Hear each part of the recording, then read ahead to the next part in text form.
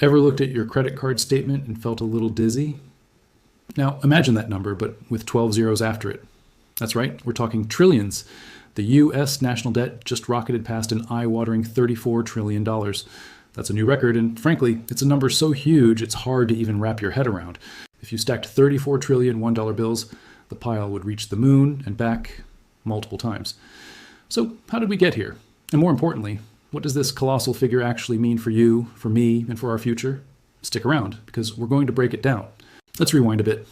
A country's debt is like a national credit card. The government spends money on everything from roads and schools to defense and social security. When it spends more than it collects in taxes, it has to borrow the difference. This borrowing is what makes up the national debt. Over the years, a mix of tax cuts, increased government spending, economic stimulus packages, and responses to crises like the 2008 financial meltdown and the recent global pandemic have all added to the bill. Think of it like a snowball rolling downhill. It just keeps getting bigger and bigger and faster and faster. We hit 20 trillion in 2017, and in just a few short years, we've added another 14 trillion. That's a staggering acceleration.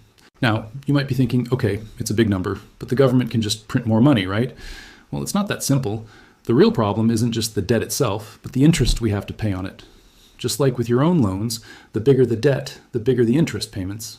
Right now, the U.S. is spending hundreds of billions of dollars a year just on interest. In fact, we're projected to spend more on interest payments soon than on our entire national defense budget. That's money that could be going towards healthcare, education, or investing in new technologies. Instead, it's just servicing old debt.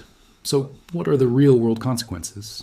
For starters, this massive debt can put upward pressure on interest rates. When the government needs to borrow so much money, it competes with everyone else who needs to borrow. That includes businesses trying to expand and families trying to buy a home or a car. This can make mortgages, car loans, and business loans more expensive for all of us. It also creates uncertainty. International investors who buy U.S. debt might start to wonder if the U.S. can really afford to pay it all back. If they lose confidence, they might demand higher interest rates or stop buying our debt altogether.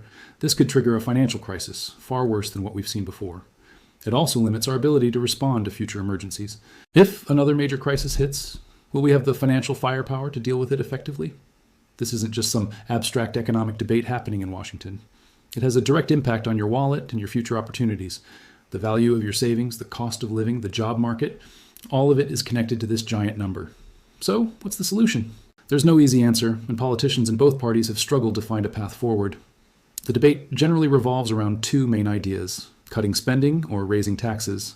Both options are politically difficult and come with their own set of economic trade-offs. Some argue for major cuts to government programs, while others believe the wealthy and corporations should pay more in taxes. A third option is to focus on growing the economy faster so that tax revenues increase naturally and the debt becomes a smaller percentage of our overall economic output. Ultimately, tackling this $34 trillion problem will require tough choices and a long-term commitment from our leaders. It's a complex issue with no magic wand solution, but the first step is understanding the scale of the challenge. This isn't just a number on a screen. It's a defining issue for our economic stability and the prosperity of future generations. It's a conversation we all need to be a part of. What are your thoughts on how we should handle this? Let me know down in the comments. Thanks so much for watching. And if you found this video insightful, make sure to hit that like button and subscribe for more deep dives into the topics that shape our world. See you in the next one.